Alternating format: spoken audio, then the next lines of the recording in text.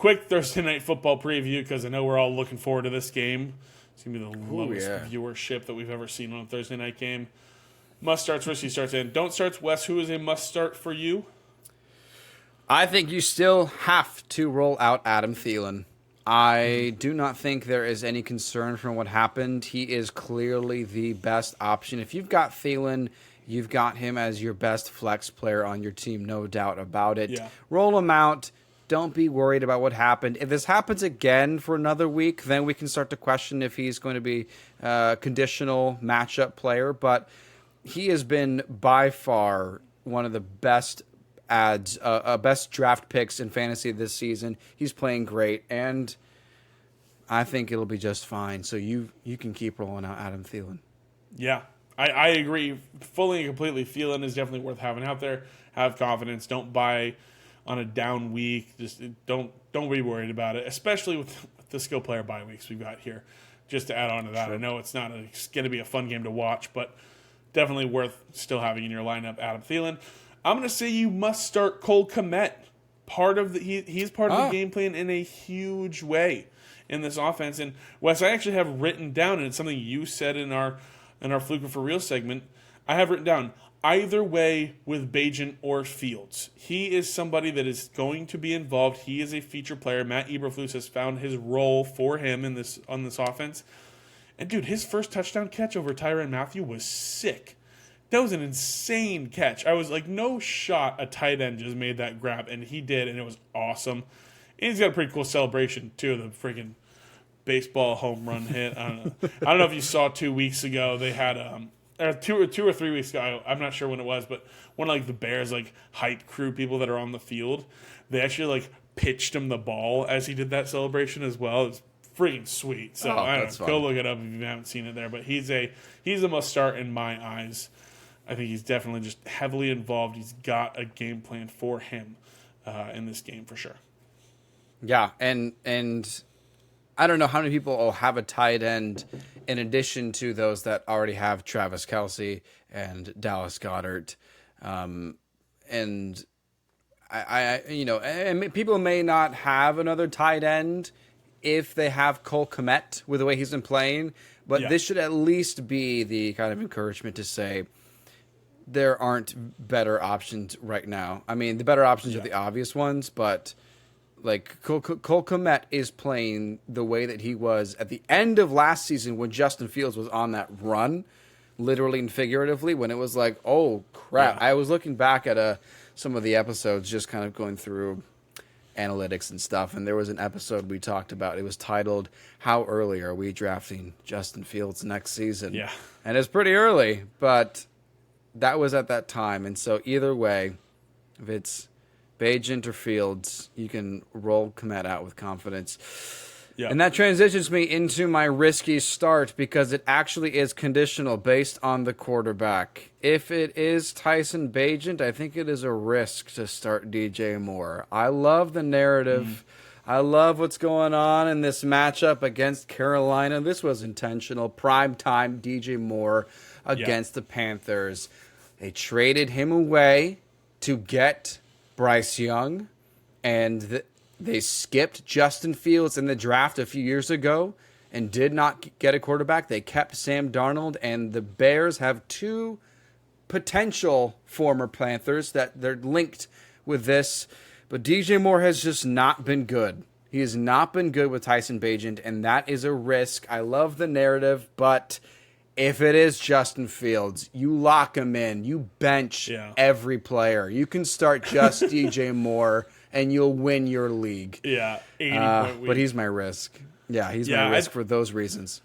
I think he is risky. I do believe if I'm making a call here, I believe Justin Fields plays.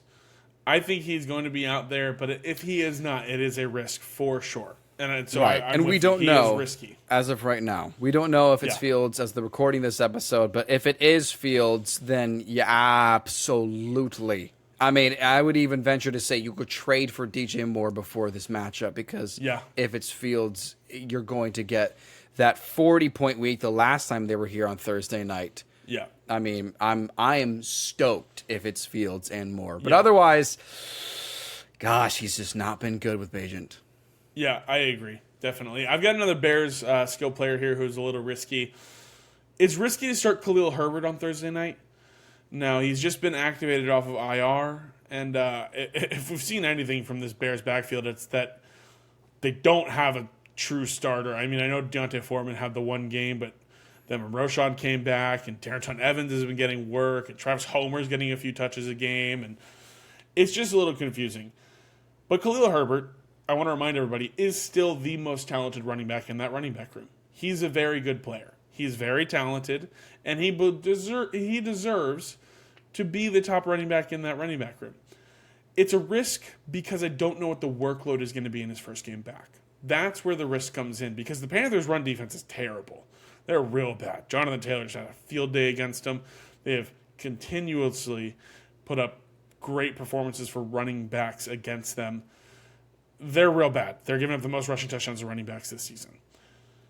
I just don't know what the workload's going to be in his first game back, so it's a little risky, but I understand if in this bye week, if you've been holding on to him, if he's been in your IR spot, you need him in your lineup. I understand if you need to put him back in there. Just temper expectations, because we don't know if he's going to come back out and get 15 to 20 opportunities, or if he's going to come back and get like 8 opportunities and just split this backfield like 5 different ways. So, risky start is Khalil Herbert. I almost considered him. I did consider him. I almost put him down as my risky start for those very same reasons. Yeah. Just how are they going to use him right off the injury, and the way they've been rotating that backfield too. It just seems too much of a risk to just launch your week 10 with. Yeah.